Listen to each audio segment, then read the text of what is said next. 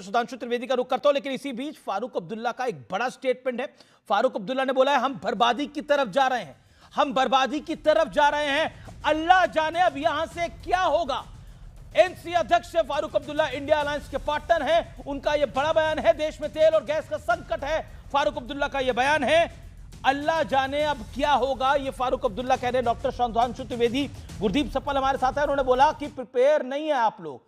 Panic button तो प्रधानमंत्री ने दबाया, जब लगातार उन्होंने बोला 24 घंटे में दो बार बोला पैनिक बटन उन्होंने दबाया। क्या आपको लगता है बिना तैयारी के साथ आपने इतनी बड़ी घोषणा कर दी, जो बार बार आरोप आप पे लग रहा है? और आप आज हिमंता बिस्वा शर्मा की शपथ थी, उससे पहले शुभेंदु अधिकारी जी की शपथ थी, पूरा कारकेड जा रहा था, गाड़ियां निरंतर चल रही हैं, तो सारी अपील जनता से ही है, नेतागण कुछ नहीं करेंगे। मैं एक नेता को देख रहा था यूपी के बीजेपी के, वो 60 गाड़ियों के साथ चल रहा है, माफ करिए मध्य प्रदेश का नेता था, वो 60 गाड़ियों के साथ चल रहा है। क्यों भाई? हाँ, जो आपने बात कही, देखिए पहली बात तो अभी आपने फारूक अब्दुल्ला साहब का बयान दिखाया, मैं कहूँगा इसमें थोड़ा संशोधन कर देना चाहिए। अल्लाह जाने की बजाय अल्लाह वाले जाने क्या होगा तो ज़्यादा बेटर होता है, क्योंकि लड़ाई तो मुस्लिम कंट्रीज़ के बीच में हो रही है, उन्हीं की आपस की लड़ाई की वजह से प्रॉब्लम हो रही है।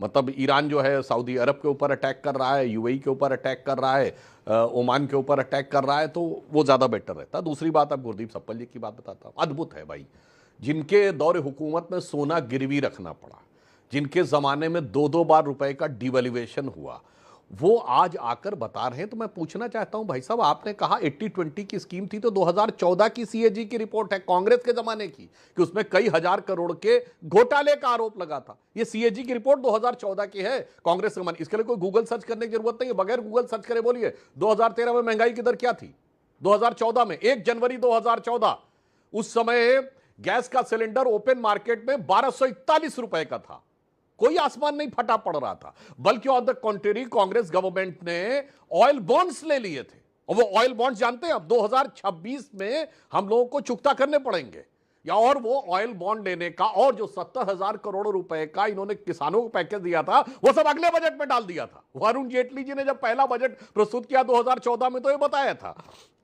इनके पूरे रिजीम में एक आध साल जो 2005-6 का, यानी अटल जी की सरकार के बाद के दौर को छोड़ दीजिए, हमेशा महंगाई की दर नीचे और वो ऊपर रहती है। और आज के समय में मैं कहना चाहता हूं, जो हम लोगों के बारे में कह रहे हैं, भाई साहब जलजला पूरी दुनिया में आया हुआ है और दिल जला जा रहा है विपक्ष का। मैं इनसे विनम्रता से पूछता हूं, इस समय दुनिया का एक महत्वपूर्ण क्षेत्र बताइए जो युद्ध, संघर्ष या तनाव में ना हो। मिडिल ईस्ट में लड़ाई चल रही, सबको पता है। इजराइल और गाजा वाली लड़ाई जो है वो इतने साल से चल रही है। रशिया यूक्रेन की लड़ाई लंबी चल रही, जिसकी वजह से यूरोप में तनाव है। अमेरिका सीधे इसमें इन्वॉल्व है। ताइवान के साथ तनाव चल ही रहा है, यहां तक कि कंबोडिया और थाईलैंड जैसे पीसफुल देशों के बीच में भी तनाव है, और बीच में एक छोटा युद्ध भी हो चुका है। तो जरा गुरदीप जी बता दें कि कौन सा ऐसा क्षेत्र है जहां शांति, तो स्थिति जानते क्या है, दुनिया के समुद्रों में सुनामी आई हुई है, अगल बगल के जहाज पलट गए। ये कह रहे हैं कि हमारे जहाज पे जो झटका लग रहा है, इसके लिए सुनामी को मत देखो, इसके लिए जहाज के कैप्टन को दोष दो।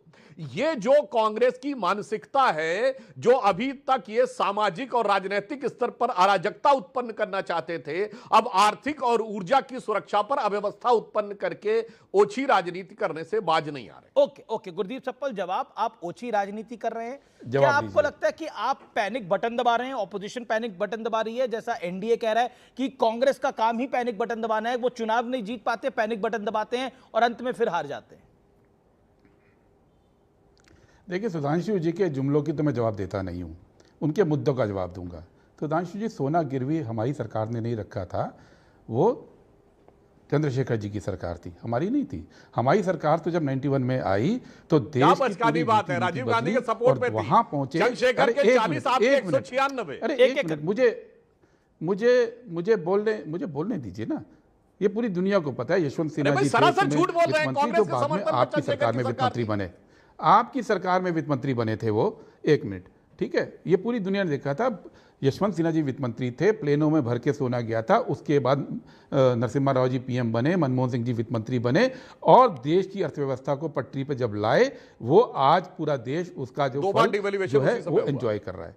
दूसरी बात, 1 मिनट, डिवैल्यूएशन, ये डिवैल्यूएशन किया गया, उस समय भी आपने उसका विरोध किया था डिवैल्यूएशन का, लेकिन मनमोहन सिंह जी ने कहा था कि इसका रिजल्ट आने वाला वक्त बताएगा, और उनकी पॉलिसी को, बीजेपी की सरकार वाजपेयी जी की हो या बाद में बनी हो, उनकी मूल पॉलिसी को आपने नहीं बदला, केवल इस तरह से डिबेट में आके आप विरोध कर सकते हैं। तीसरी बात, मैं एक छोटी सी एक लाइन में दे दूं कि बार बार ऑयल बॉन्ड की बात करते हैं। ऑयल बॉन्ड जब लिया था ना, तो $147 था पेट्रोल का रेट दुनिया में, क्रूड ऑयल का, और ₹72 यूपीए के टाइम पे पर लीटर मिल रहा था, और वो पास ऑन किया। 3,20,000 करोड़ का आपने भुगतान किया, बदले में 44 लाख करोड़ रुपए का टैक्स वसूला है। 44 लाख में से आपने 7% अगर पुराना भुगतान दे दिया, कौन सी महान बात की। और जो आपने कर्जे लिए अभी 10 साल के अंदर, मोदी जी बने थे पीएम सुधांशु जी, तो देश पे 57 लाख करोड़ का कर्जा था, आज 219 लाख करोड़ का कर्जा है। ये कौन निपटाएगा? 3,20,000 की तो आपको समझ में आता है, लेकिन 219 लाख करोड़ का जो कर्जा आपने ले लिया 12 साल के अंदर, उसकी बात आप चुप करते हैं। लेकिन अब इस पे बात करते हैं पैनिक बटन पे। अमीश जी, 2008 का आर्थिक संकट याद है आपको? पूरी दुनिया की अर्थव्यवस्था तबाह हुई थी, लेकिन क्या भारत के लोगों को वो सब देखना पड़ा? क्या वो सब देखना पड़ा? हमारी अर्थव्यवस्था फिर भी ग्रो करती रही, क्योंकि उस समय देश में काबिल सरकार, काबिल प्रधानमंत्री थे। दुनिया संकट के अंदर थी, लेकिन भारत की सरकार ने पैनिक बटन नहीं दबाया था। भारत की सरकार ने पैनिक बटन नहीं दबाया था। इस सरकार ने कोविड का काल देखा है, इस सरकार ने कोविड का काल देखा है, जो भूतो न भविष्य। इस तरह का पैंडेमिक कभी आया नहीं, इस सरकार ने देखा है। तब की सरकार ने अगर वो मंदी देखी थी, तो इस सरकार ने इतना बड़ा पैंडेमिक देखा है, उससे बड़ा पैंडेमिक नहीं आया विश्व के अंदर। बोल दीजिए। और हमारी ग्रोथ कम नहीं हुई थी। आप बोल दीजिए। हाँ बोलिए सफल साहब, आप बोल दीजिए। पहली बात, एक पॉइंट के अगेंस्ट दूसरा पॉइंट नहीं। सवाल यह है, आज संकट है, 2008 में संकट था। जी 2008 के अंदर सरकार ने अपनी नीतियों के आधार पे उसको संभाला था। पूरा दुनिया में अर्थव्यवस्था तबाह हुई, भारत की अर्थव्यवस्था दुनिया में सबसे तेज बढ़ी। ये होता है सरकार का काम। पैनिक बटन दबा के लोगों से अपील नहीं करनी पड़ी थी। आज अपील क्यों करनी पड़ रही है? क्योंकि 12 साल के अंदर अर्थव्यवस्था आपने बर्बाद की है। मेरा निवेदन है संक्षेप में बात को रखी जाए। बाकी भी मेहमान हैं। डॉक्टर सुधांशु त्रिवेदी, एक सजेशन आया समाजवादी पार्टी के एक नेता की तरफ से, बोला कि कंधों पर ही देश बचाने की जिम्मेदारी सिर्फ आम जनता के कंधों पर ही रहेगी। सरकार में बैठे मंत्री अधिकारी भी मेट्रो से चले, ओला उबर से चले, वो भी पेट्रोल और डीजल बचाए, वो क्यों नहीं करते? एक सजेशन आया। हाँ, अभी केंद्र सरकार ने भी निर्णय लिया है कि मंत्रियों के कैरकेड में गाड़ियों की संख्या कम की जाएगी। अगर मैं पूछना चाहता हूं, समाजवादी पार्टी वाले जरा बताएं, चाहे राहुल जी हो, पहले मैं गुरदीप जी की बात का भी जवाब दूंगा, पहले इसका जवाब दे रहा हूं। राहुल जी हो या सोनिया जी हो या प्रियंका जी हो, अखिलेश जी हो, इन सबके पास भी तो Z+ सिक्योरिटी है ना। अच्छा, इनको खतरा किससे है ये बताएं जरा। हम तो कहते हैं हमारे नेताओं के पास है, हमें नक्सलियों से खतरा है, हमें इस्लामिक कट्टरपंथियों से खतरा है। चैलेंज करके कहता हूं, इनसे पूछिए, इनको भटके हुए नौजवानों से खतरा है या गांधीयंस विद गन वालों से खतरा है? मगर उसके बावजूद लश्कर जर्रार लेके 3 परिवार के 3 सदस्य 12-12 13 गाड़ियों का फ्लीट लेके चल रहे हैं। वो छोड़िए, सिक्योरिटी वाले मुद्दे के ऊपर हम अलग जाना चाहते हैं। वो विषय ये बोल नहीं पाएंगे कि इनको किससे खतरा है और किस लिए चाहिए थी, मगर वो सरकार का दायित्व है, खतरा हो, कम हो, ज्यादा हो, उसके बावजूद देते हैं। जहां तक सरकार के स्तर की बात है, सरकार ने निर्णय लिया। मगर मैं गुरदीप सप्पल जी की बात का जवाब देना चाहता हूं। कांग्रेस के लोगों की यही समस्या, इनसे व्यक्तिगत नहीं कह रहा हूं, कैसे झूठ बोल के बचने का प्रयास करते हैं। दिसंबर 1990 में वीपी सिंह सरकार जाती है और 3 महीने के लिए चंद्रशेखर जी की सरकार राजीव गांधी की कांग्रेस के सपोर्ट पर आती है 196, और उस समय सोना मतलब सारा गड़बड़ 3 महीने में हो गया, और उससे पहले कुछ गड़बड़ नहीं था। तो मैं सब प्रमाण बोलता हूं, और इसके लिए गूगल सर्च करने की जरूरत नहीं है, तो आपके दर्शक जाके गूगल सर्च कर लें। 1980 में भारत का फॉरेन एक्सचेंज रिजर्व $7.5 बिलियन था और चाइना का $2.8 बिलियन। वहां से घटते घटते 1990 में इतना कम आ गया। भाई साहब, 80 से लेके दिसंबर 1989 तक किसकी सरकार रही? इंदिरा जी की 2/3 बहुमत की और राजीव गांधी जी की 4/5 बहुमत की, और सारी गड़बड़ हो गई 3 महीने में। और दूसरी बात, 2 महीने में 2 बार डिवैल्यूएशन हुआ मनमोहन सिंह जी के जमाने में। और मैं याद दिलाना चाहता हूं, 1991 में भी नहीं अमीर जी, महत्वपूर्ण बात है, 1991 में भी संकट आया था, जब इराक के ऊपर अटैक किया था अमेरिका ने, तेल का संकट आया था। इतना भयानक संकट था कि आधी ट्रेनें कैंसिल करनी पड़ी थी। हम लोग पढ़ते थे उस समय, अच्छी तरह याद है, जनवरी फरवरी 1991 में। और उस समय मैं चैलेंज करता हूं सप्पल जी को, अटल जी अडवाणी जी का एक बयान दिखाइए जो जिस ढंग की मौका परस्त राजनीति आप लोग कर रहे हैं उसको। तीसरा, इन्होंने अपने मुंह से बोला कि 72 रुपए का पेट्रोल, एक मिनट, एक लाइन, इन्होंने अपने मुंह से बोला कि 72 रुपए का पेट्रोल था। मैं दर्शकों से कहता हूं जाके चेक करिए, जब अटल जी की सरकार ने छोड़ा था तो 32 या 33 रुपए लीटर था। अपने मुंह से बोले हैं कि 72 रुपए था, यानी 2.5 गुना बढ़ा। और आज कितना है? 10 साल 12 साल के बाद 94 रुपए। यानी मोदी जी की सरकार में बढ़ा 60%, इनकी सरकार में बढ़ा 110-20%। जवाब ले लेना। माय रिक्वेस्ट सुधांशु जी, गुरदीप सप्पल, क्या आपको लगता है पेट्रोल डीजल की कीमतें दुनिया भर में बढ़ रही हैं, भारत में कंट्रोल में है? गौरव वल्लभ जो प्राइम मिनिस्टर इकोनॉमिक विंग के सदस्य हैं और बीजेपी के लीडर हैं, वो कहते हैं समस्या इसलिए होगी क्योंकि पीएम ने यह कहा है कि बिना काम के विदेश दौरों पे मत जाओ। तो राहुल गांधी को समस्या होनी ही है, वो तो हर 15 दिन में विदेश जाते हैं। और कभी राहुल गांधी ने नहीं बताया कि विदेश में वो किससे मिलने जाते हैं। ये गौरव वल्लभ का अभी कुछ देर पहले का बयान है। क्या कहना चाहते हैं? वो कहते हैं राहुल गांधी को समस्या है विदेश दौरे, क्योंकि विदेश दौरों पर रोक की बात कही है बिना काम के। 1 मिनट, 1 मिनट बोलने दीजिएगा। गौरव वल्लभ जो है प्रधानमंत्री के इकोनॉमिक एडवाइजरी काउंसिल के मेंबर है।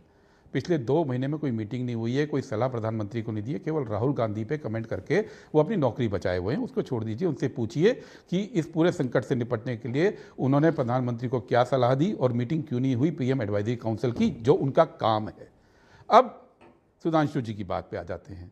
2004 के अंदर जब वाजपेयी जी हटे तो पेट्रोल 35 रुपये था और पहुंचा 72 रुपये। ठीक है, यही बोला आपने सुधांशु जी, बिल्कुल हुआ। 2004 में जिसकी तनख्वाह 4,000 रुपये थी, 2014 में वो तनख्वाह, अरे 1 मिनट पूछ ली, मेरे को बात पूरी कर लूँ मैं सुधांशु जी।